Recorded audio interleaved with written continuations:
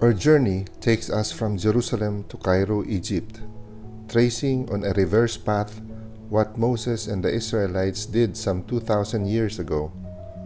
Although they wandered in the Sinai desert for 40 years, based on the book of Exodus, we traveled 2 days to get to our final destination, Cairo. Jerusalem to the Egyptian border in Taba is 324 kilometers away, passing through southern Israel's Judean desert, a harsh, barren place.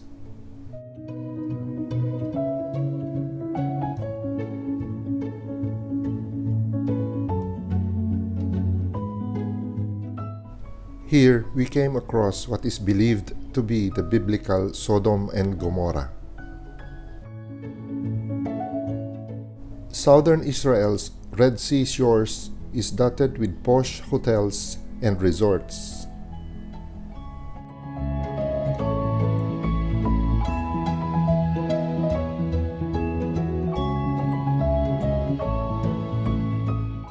This is the city of Eilat, known for world-class diving spots and resort hotels. It is also the last city in Israel, 10 kilometers from its southern border with Egypt.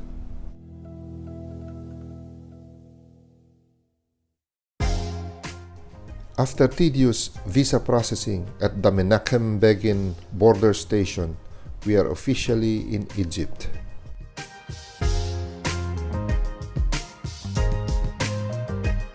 Now you are in Egypt, you are in Taba. This is the Pharaoh's Island. Early in the 12th century, the Crusaders built a fortress there to protect pilgrims traveling between Jerusalem and St. Catherine's Monastery in Sinai. Late in the 12th century, Sultan Saladin evicted the Crusaders and reinforced the fortress to protect Arab trade in the Red Sea's Gulf of Aqaba. The landmass in the background is Jordan. After several kilometers of travel, the Gulf of Aqaba, with the silhouette of the land of Saudi Arabia, appears.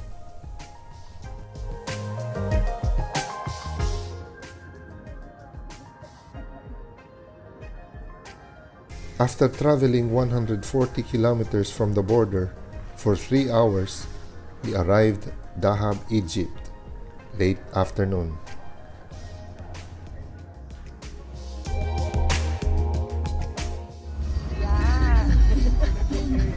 We were brought to each of our villas with this ride.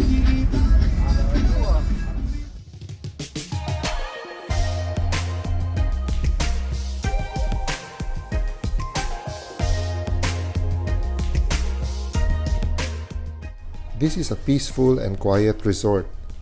After dinner, we went for a stroll in its facilities and the beach.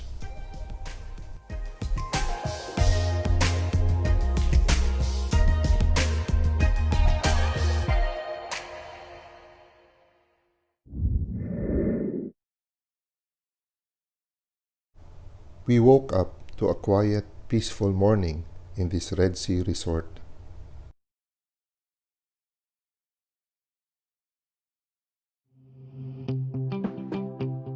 We are headed for Mount Sinai to meet our friends who went ahead at midnight to climb its peak as Moses did in the Old Testament.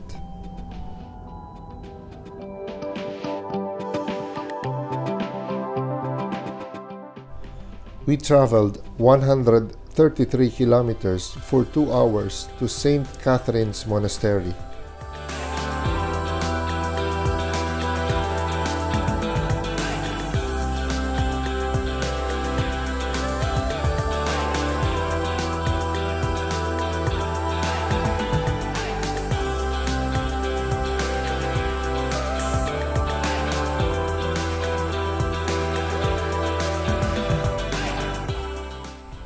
This is an Eastern Orthodox monastery at the mouth of the gorge at the foot of Mount Sinai. It was built between 548 to 565 AD. It contains the world's oldest continually operating library. It is Christianity's holy and well-preserved place of pilgrimage, whose route the Crusaders so desperately wanted to protect in the 12th century.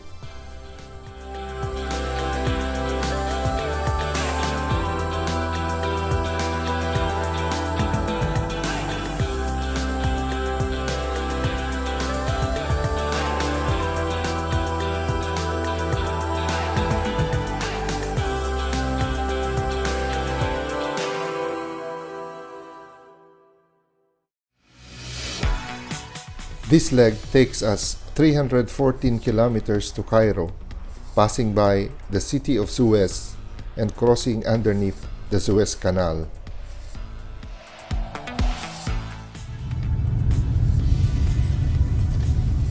We were under strict instructions to be in a convoy of 4 buses with a police car leading the pack. Each bus is assigned a security police armed to the teeth with a long automatic weapon since we entered Egypt. Traveling by car for 8 hours on your own in this isolated, harsh terrain would be downright risky, to say the least. We are still on the Sinai Peninsula, on the Asian part of Egypt.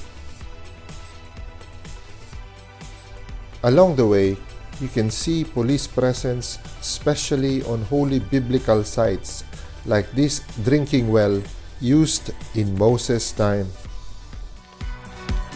On the left side is the Gulf of Suez, with a silhouette of the African side of Egypt.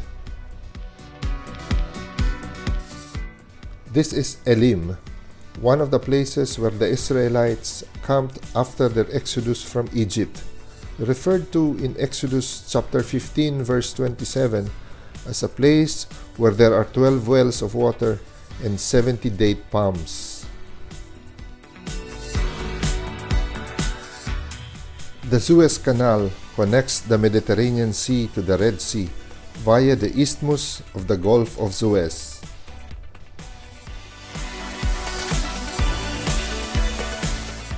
As this isthmus is the narrowest portion of the Red Sea, many experts believe this might be the area where Moses and the Israelites crossed with the parting of the Red Sea in their exodus. To cross, we are using this tunnel.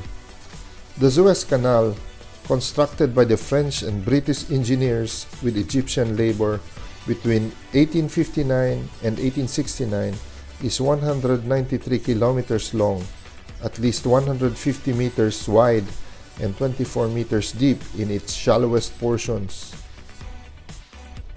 It offers watercrafts direct route from the North Atlantic Ocean via the Mediterranean Sea and the Indian Ocean via the Red Sea, cutting cargo travel around the world by at least half. After crossing the Canal of Suez on our way to Cairo, we are now in the African side of Egypt.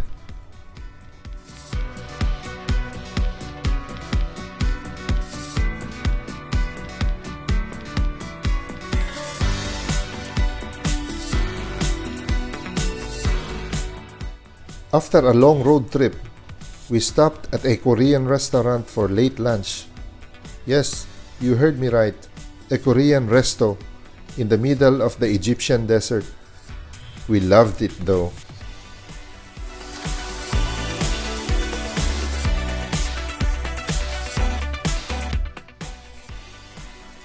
Finally, the Holiday Inn, Cairo.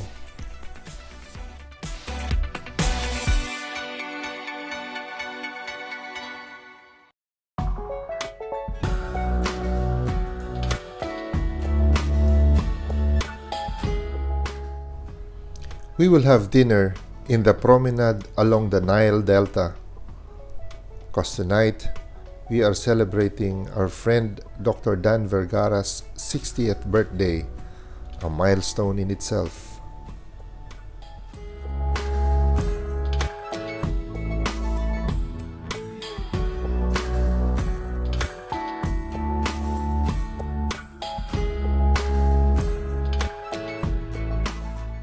Ah, a welcome sight at last.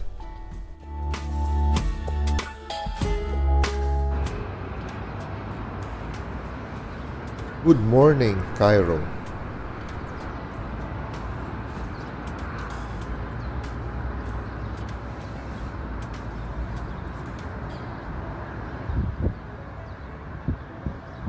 Hello, Nile River.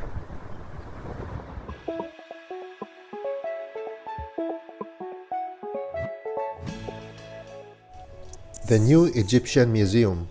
Sadly, it will not open for viewing till 12 days from now.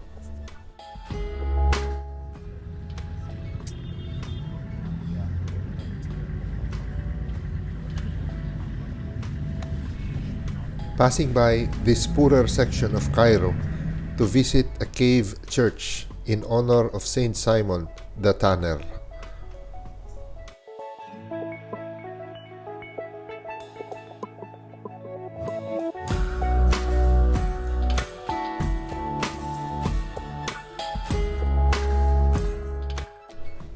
Built in 1970, this cave church is one of the newer Coptic churches in Egypt. This police car escorted us all the way, as if to say this area is not very safe for tourists. This is the papyrus plant, found in abundance in the marshes of the Nile Delta, but gradually disappeared after new methods of making paper were brought to Egypt from China in about 1000 AD. This is how it's done. Squeezing the slice to make it stronger, to make it flexible, to make it slimy, to make it sticky. Papyrus paper, it's antibacterial as I told you, able to absorb any ink, any paint, any color, even, thank you, stronger. Antibacterial, after that, we soak it in the water 1 week. 1 week is enough to be white paper like.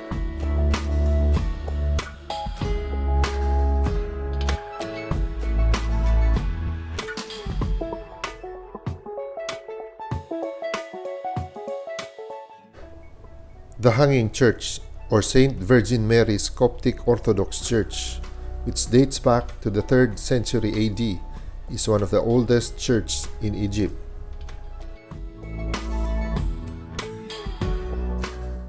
After Jesus was born in Bethlehem, the Holy Family traveled to Egypt to escape certain death from the hands of Herod the Great, who ordered all newborns killed in an attempt to prevent succession from a rumored new king. Traveling through the northern Sinai Peninsula, they followed the lower Nile, later reaching Old Cairo. The Cavern Church, or Abu Serga, is another Coptic church in Egypt, dating back to the 4th century AD. It houses a well, which the Holy Family used while staying in Old Cairo.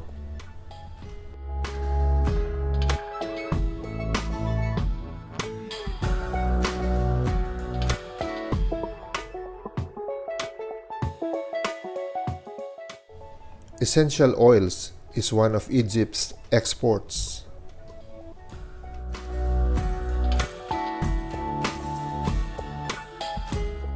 Our dinner entertainment, of course, belly dancing.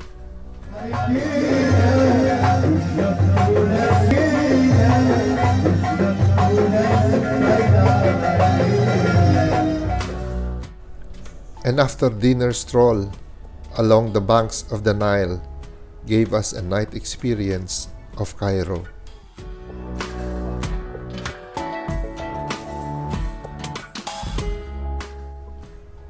Almost a must in my travels, I was glad to find Hard Rock Cafe in Cairo.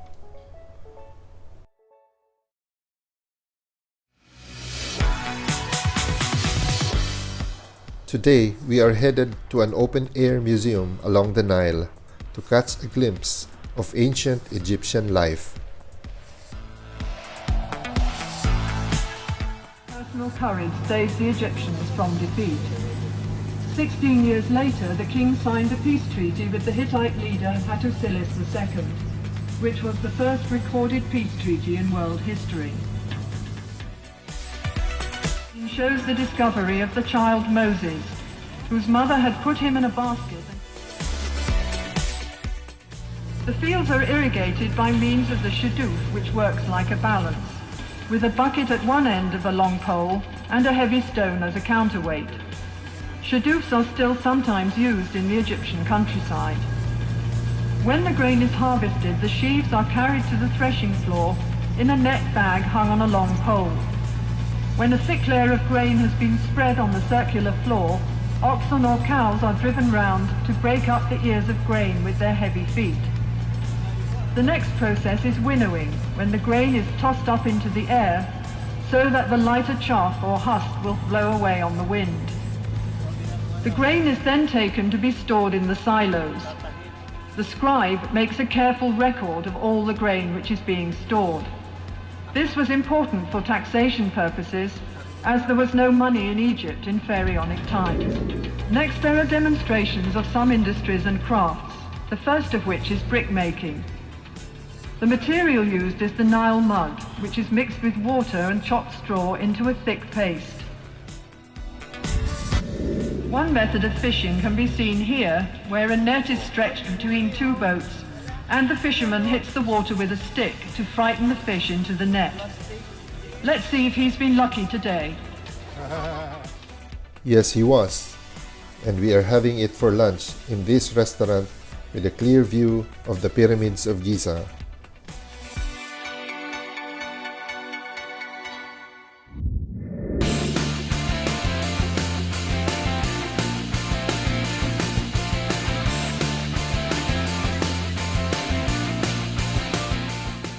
The Sphinx and the Pyramids of Giza were constructed some 4,500 years ago in 2494 BC.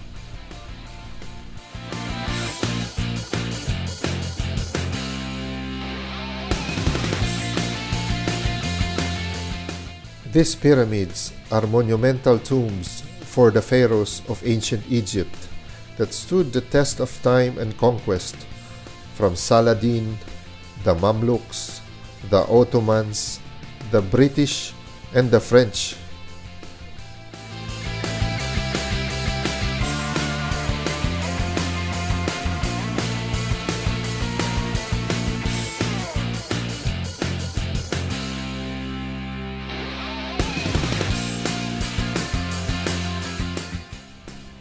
How they were built is one of Egypt's biggest mysteries, which I have no plans of solving today. Come, let us play and enjoy this world's wonders.